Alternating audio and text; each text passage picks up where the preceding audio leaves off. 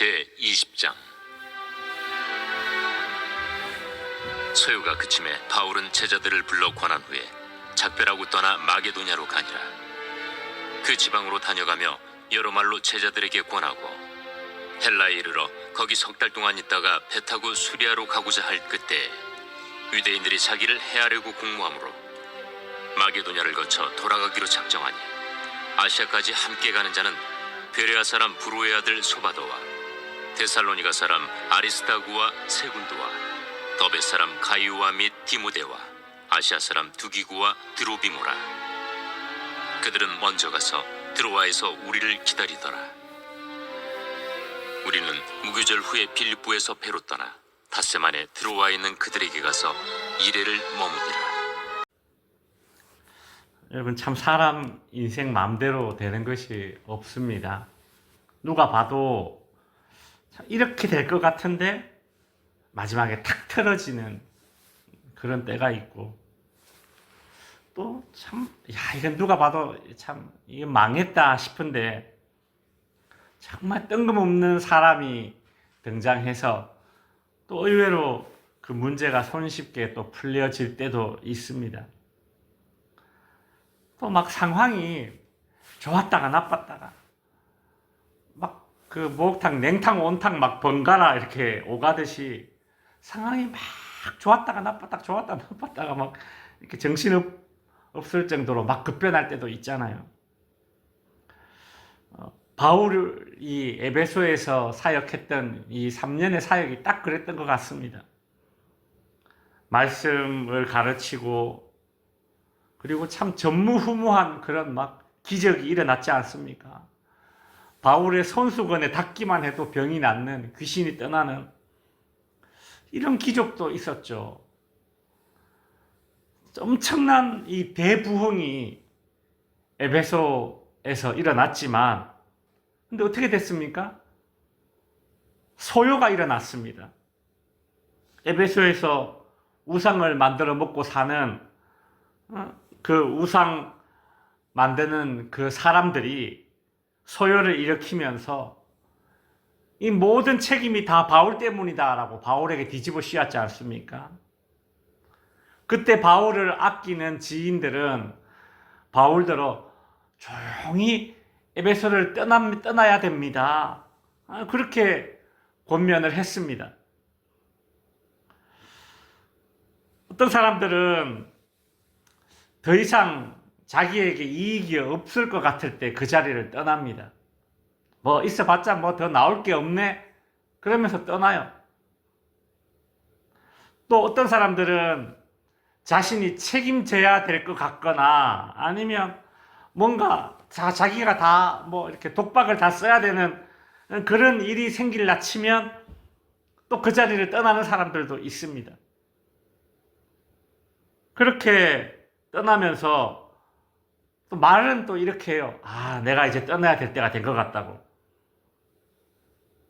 그렇게 또 자신의 떠남을 미워하고 또 포장하는 경우도 있습니다.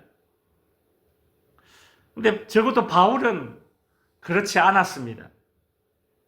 뭐 더 이상 뭐 나올 게 없네, 이익이 없어서 떠나거나 뭔가 자기가 책임을 져야 되는 게 싫어서 떠나거나 그러지 않았어요. 도망치듯이 바울은 에베소에서 떠나지 않습니다. 내가 복음을 전하다가 혹 공경을 당한다 하더라도 내가 그것은 예수를 전하다가 당하는 공경이니 기꺼이 직면하겠다라는 그런 마음이 바울에게는 항상 있었습니다. 그 바울은 골로새서 1장에서 이런 고백을 했습니다.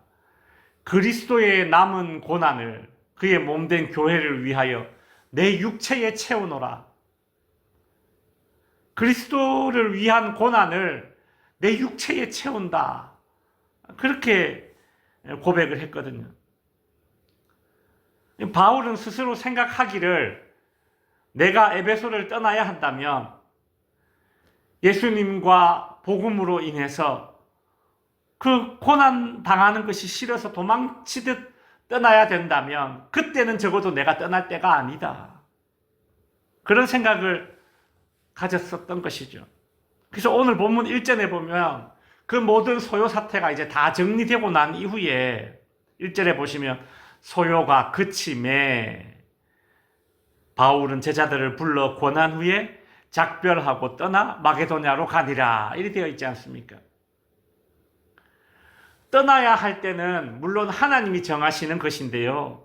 적어도 더 편한 길을 찾아서 떠나면서 떠나야 할 때다.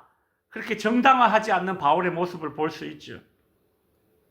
바울은 에베소에서의 그 소요 사태가 다 해결되고 나서 그 다음에 자기가 가고 싶었던 곳 마게도냐로 가게 됩니다.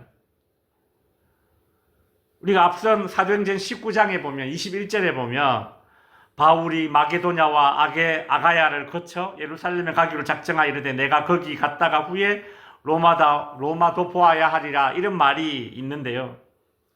바울은 에베소의 이 소요 사태가 해결된 이후에 제자들을 다 불러 모아서 권했다. 여기서 권했다라는 말은 양육했다. 요즘 말로 치면 제자 훈련 시켰다. 그 뜻입니다.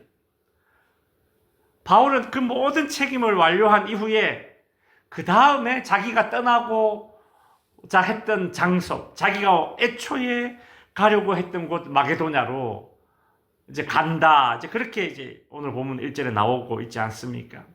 그렇습니다. 바울은 내가 하고 싶은 것이 있어도 내가 감당해야 될 책임보다 앞세우지 않았던 것이죠. 야, 내가 마침 마게도냐에 가고 싶었는데 잘 됐네. 에베소에서 이런 소요가 일어났으니 떠날 때가 됐네. 그렇게 하지 않았다라는 것입니다. 내가 하고 싶어 하는 일을 핑계로 해서 그 자리에서 내가 해야 할 책임을 저버리는 그런 선택을 하지 않았다는 것이죠. 우리가 하나님의 일을 할 때는 항상 이런 마음가짐을 가져야 합니다. 이런 마음가짐을 가지고 하나님의 일을 하고 이런 마음가짐을 가지고 회사와 직장을 섬기고 그렇게 하다 보면 하나님이 또 그런 마음가짐을 가지고 일하는 사람이 손대는 모든 일들마다 또 술술 잘 풀리게 하면 참 좋을 것 같은데 또 그렇지도 않아요. 참 하나님 희한하죠. 세상에서 보면 개인적인 야망을 가지고 그렇게 일하는 사람이 더 잘 풀리는 것이 또 보일 때도 있고요. 더 많이 참고 희생하는 사람이 더 잘 안 풀릴 때도 있죠. 주님의 일도 그럴 때가 있습니다. 바울이 그렇게 자기를 희생하며 선교하고 있는데 그런데 3절 오늘 본문 중반부에 보면 그때의 유대인들이 자기를 해하려고 공모함으로 마게도냐를 거쳐 돌아가기로 작정하니 라고 되어 있죠. 어떤 유대인들이 바울을 죽이려고 공모하고 있다라는 그 정보를 듣게 된 것입니다. 그래서 바울은 애초에 가려고 했던 이 마게도냐를 거쳐서 이렇게 돌아갑니다. 참 하나님의 일도 계획대로 되지 않습니다. 인생이 내 계획대로 되지 않듯이 하나님의 일도 내 계획대로는 되지 않아요. 하나님이 기뻐하시는 일이니까 이러나 저러나 무슨 상관이냐. 바울의 계획대로 다 들어주셔도 될 것 같은데 그것도 그렇지 않습니다. 성도 여러분, 그래서 우리는 우리의 길이 순조로울 때든지 막힐 때든지 그때마다 참 다 하나님의 뜻을 다 아는 것이 아니지 않습니까? 그래서 순종하는 것이 힘들고 그렇게 순종하고 나니까 그 다음에 주어진 결과물들을 접하고 나서야 하나님의 더 깊은 뜻을 그나마 깨닫게 되는 것이죠. 하나님께서 왜 이리 바울을 돌게 하실까?